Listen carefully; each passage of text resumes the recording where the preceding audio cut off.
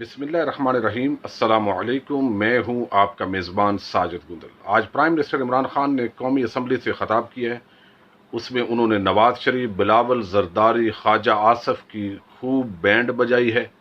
پھر انہوں نے کچھ ارادوں کا اظہار کیا ہے کہ آئندہ وہ کیا کرنے جا رہے ہیں، کچھ بڑے اعلانات کیے ہیں۔ تمام تر تفصیلات میں آپ کے سامنے رکھنے جا رہا ہوں۔ ایک تو جو پرائم منسٹر نے آج خطاب کیا اس کے اندر انہوں نے بتایا کہ جس طرح کراچی کا یہ حملہ ہوا ہے، یہ انٹیلیجنس رپورٹس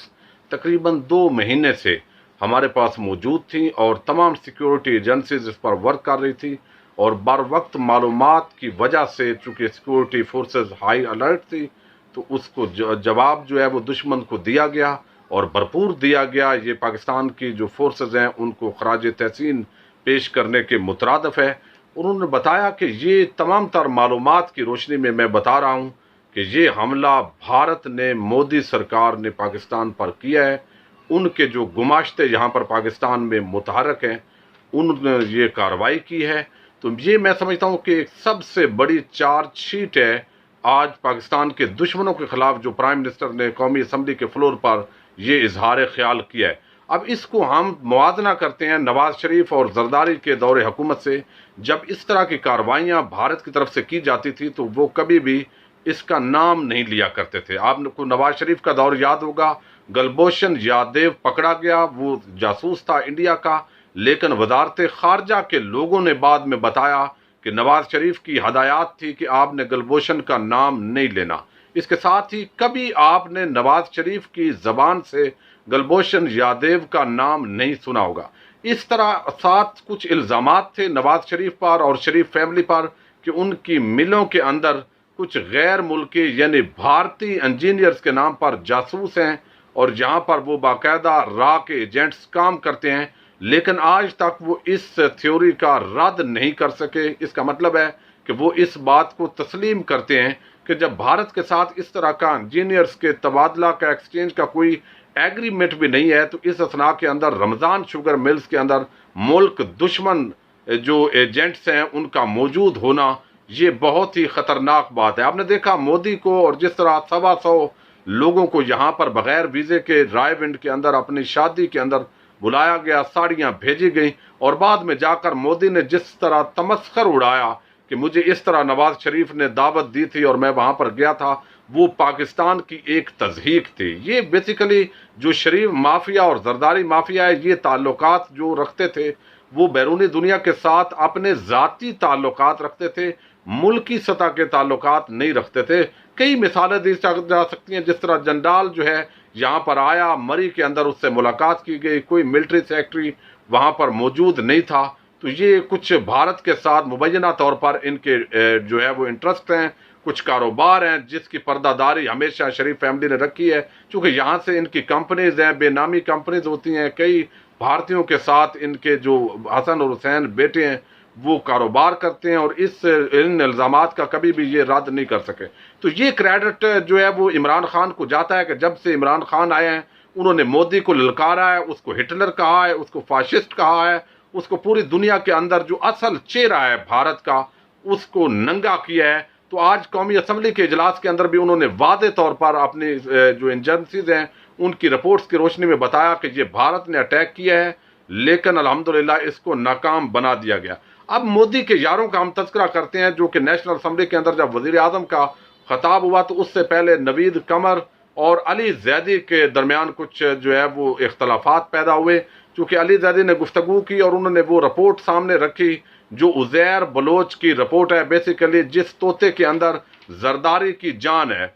علی زیدی نے بتایا کہ 58 لوگ جو ہیں ان کا مرڈر کمٹ کیا ہے، باقاعدہ اس نے ایڈمٹ کیا ہے جو عزیر بلوچ ہے، اور اس کے اندر کچھ ایسے لوگ بھی ہیں جو یہاں بجٹ پر تقریریں کر رہے ہیں، ان پر بھی الزامات ہیں جس پر پیپلز پارٹی کی طرف سے احتجاج کیا گیا۔ بہرحال یہ تو وقت آنے پر پتہ چلے گا کیوں یہ جے آئی ٹی رپورٹ کو سندھ حکومت روکنے کی کوشش کر رہی ہے، آخر اس جے آئی ٹی رپورٹ میں کیا ہے یہ تو اب ہمیں عام طور پر جو ہے وہ سمجھ آ رہی ہے۔ لیکن اس کے ساتھ پرائم منسٹر نے جو گفتگو کی انہوں نے ایک تو کرونا کے حوالے سے بتایا کہ جو میرے پوائنٹ آف ویو تھا وہ یہی تھا کہ لاک ڈاؤن نہیں ہونا چاہیے بلکہ سمارٹ لاک ڈاؤن ہونا چاہیے تاکہ ہماری معیشت کا پہیہ چلتا رہے، غریب آدمی کو مسائل فیس نہ کرنے پڑے، دیہڑی دار چھاپڑی والا جو شخص ہے وہ زیادہ متاثر ہوتا ہے۔ لیکن سندھ گورنمنٹ کو اختیارات حاصل تھے، وہ صوبائی حوالے سے چونکہ خود مختاری ہے تو وہ جو فیصلہ کرتے مناسب تھا، لیکن اب ان کو بھی سمجھ آئی ہے کہ میں جو کہہ رہا تھا درست تھا، اور دنیا پوری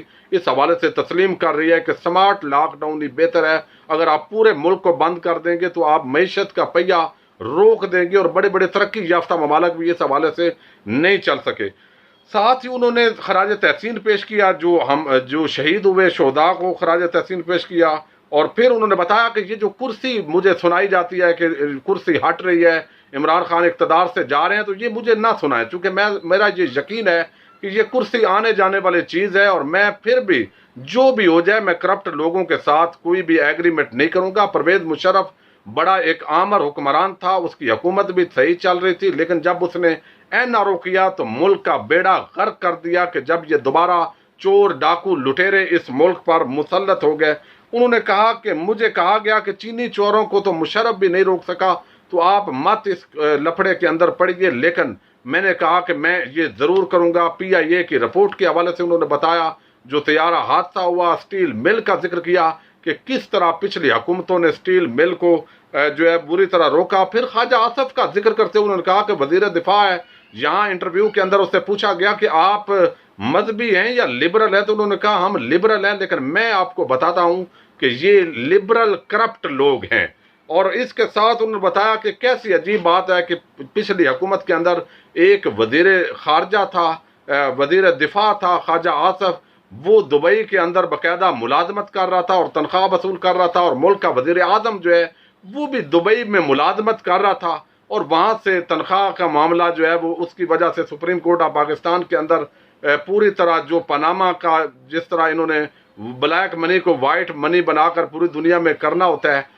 تو وہ انہوں نے بیان کیا کہ یہ جو نواز شریف تھا بعد میں پاناما ہوا، پاناما کے بعد جو ہے خواجہ آصف نے کہا کچھ نہیں ہونا میاں صاحب، تجھے بے فکر ہو جاؤ، لیکن بالآخر میاں صاحب کو سامنے جو ہے جس طرح میاں صاحب نے اسی اسمبلی کے فلور پر جھوٹ بولا، اور انہوں نے کہا کہ جناب یہ ہیں وہ ذرائع، یہ ہیں وہ ڈاکومنٹس، یہ ہیں وہ ثبوت جن کی بنا پر ہماری ملیں دنیا کے اندر پھیلی، لیکن جب عدالت کے اندر گئے قطری خط بھی آیا، پھر جو ہے وہ غلط بیانی کی گئی، جھوٹ پکڑا گیا، اور میاں صاحب نااہل ہو گئے۔ یہ جھوٹ بولنا ان کا پرانا وتیرہ ہے۔ وہ کہتے ہیں کہ اس حوالے سے ہم بڑی تبدیلی کے لیے اب تیار ہو چکے ہیں۔ 2 سال ہم نے گزارے، جس طرح وقت مشکل میں تھا، کرونا کی وجہ سے ٹیکس اہداف پورے نہیں ہوئے، حالانکہ پہلے سال ہم نے پہلے سے زیادہ ٹیکس کلیکشن کی ہے، لیکن اب 1000 ارب روپے جو ہے وہ کرونا کی وبا کی وجہ سے ٹیکس جو ہے اس کے اندر کمی ہے، اور اس کی وجہ صرف پاکستان نہیں ہے بلکہ پوری دنیا کے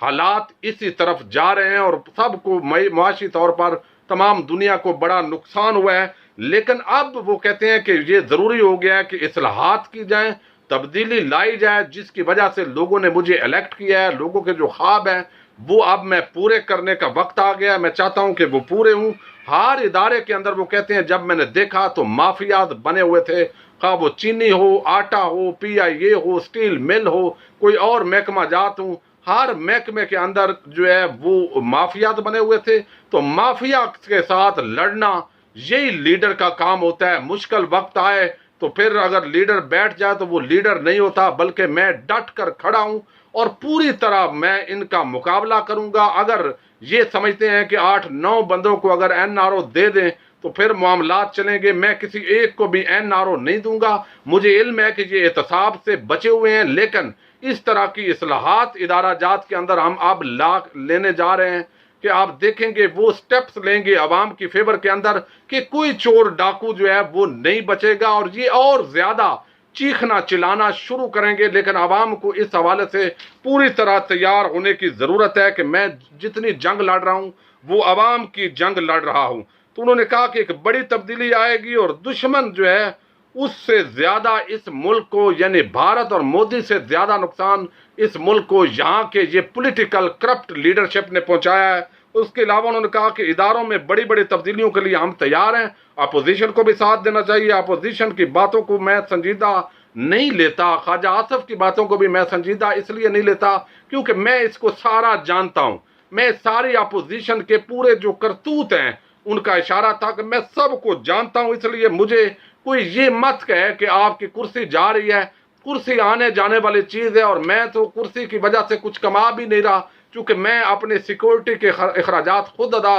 کر رہا ہوں, اور میرے گھر کے اندر جو میرا کچن چلتا ہے وہ میں اپنے ذاتی خرچے پر چلا رہا ہوں. کوئی شریف مافیا, زرداری مافیا کی طرح میرے نہ اتنے وزیر اعظم ہاؤس ہیں, نہ ہمارے اتنے وزیر اعلیٰ ہاؤس ہیں, نہ سیکورٹی اور فنسنگ کے نام پر اتنی زیادہ رقم میں نے کبھی لی ہے قومی خزانے سے. تو میں تو ابھی بھی اپنا کھا رہا ہوں, اور کل کو اگر کرسی نہیں رہے گی تو بھی جو ہے وہ مجھے اللہ تعالیٰ پر یقین ہے کہ جو بندہ بھی یہاں آیا ہے اس نے جانا ہے, اور مجھے خوف خدا ہے. لہذا اس وجہ سے ٹینشن نہیں ہے مجھے کہ کرسی چلی جائے گی, کیونکہ میں اب بھی اپنا کھا رہا ہوں, کل کو بھی اللہ کا دیا ہوا اپنی جیب سے خرچ کروں گا. یہ اس بندے کو ٹینشن ہوتی ہے جس نے ملکی خزانے کو چونا لگانا ہوتا ہے. اس کے ساتھ وہ کہتے ہیں کہ ایک اور لیڈر ہے بلاول زرداری, جو کہتا ہے بارش جب زیادہ آتی ہے تو پانی زیادہ آتا ہے, بارش جب کم آتا ہے تو پانی کم آتا ہے. تو یہ ایک حادثاتی لیڈرشپ ہے جن کا نہ کوئی ویژن ہے. ایک وصیت کے ذریعے لیڈرشپ لی گئی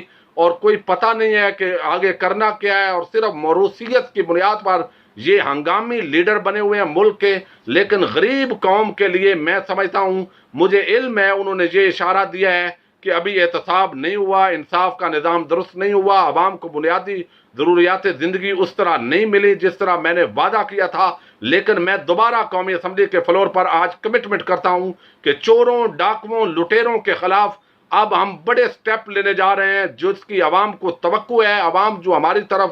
دیکھ رہی ہے ان کو اب جو ہے وہ امید کی کرن نظر آنی چاہیے کہ یہ جو جتنے مافیات ہیں یہ اب بہت زیادہ شور شرابہ کریں گے, رکاوٹیں پیدا کریں گے. اور اس حوالے سے انہوں نے اشارہ کیا کہ جو وظیفہ خور صحافی ہیں میڈیا کے اندر بیٹھے ہوئے, وہ بھی بہت ان کا ساتھ دیں گے, کپکپائیں گے, میری حکومت کے خلاف پراپیگنڈا کریں گے. لیکن مجھے اس کرپٹ مافیا کا کوئی ٹینشن نہیں ہے, پریشان نہیں ہے. میں معمول کے مطابق چل رہا ہوں. پاکستان کے لیے مشکلات ضرور ہے چونکہ ہر ادارے کے اندر مافیات ہیں, لیکن ان کو ختم کرنے کے لیے قومی حمایت کی ضرورت ہے, اور وہ میں پوری طرح اس حوالے سے تیار ہوں. اب اس کے بعد جو ہے جب خطاب کیا پرائم منسٹر نے تو اپوزیشن نے واک آؤٹ کیا, وہ باہر چلے گئے چونکہ سچ تو وہ سننا نہیں چاہتے. اب شاہد خاقان عباسی نے بعد میں تقریر کی, اس نے کہا کہ عدم اعتماد جو ہے وہ ہونے والا ہے, یا آپ اعتماد کا ووٹ لینا چاہیے, آپ پرائم منسٹر کو لے کر دکھائیں تو ہم دیکھیں. بلاول زرداری اب لاہور کے اندر ڈیرے لگا رہے ہیں کہ پنجاب کے اندر بہت بڑا وہ طوفان بپا کر لیں گے, پیالی میں طوفان آئے گا. تو وہ ساری چیزیں جو تھی, جو ایک بیانیہ کچھ اینکرز نے بنایا تھا کہ وزیر اعظم جا رہے ہیں, اور کچھ سیاسی جماعتیں اس طرح کا تاثر دے رہی تھی, اور تو وہ سارا زبردست ہو گیا. اور چودھری پرویز الہی نے بھی ابھی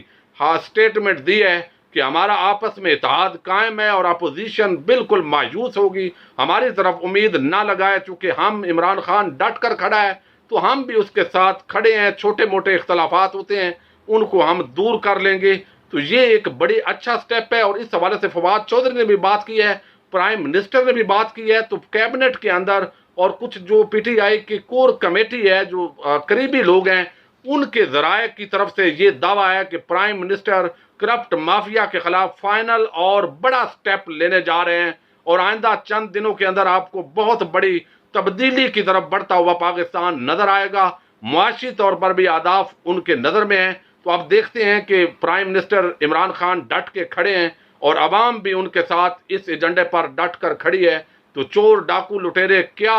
کھیل کھیلتے ہیں عوام بھی دیکھ رہی ہے. اپنے میزبان ساجد گندل کو نیکسٹ ویڈیو تک کے لیے اجازت دیجیے. اللہ حافظ.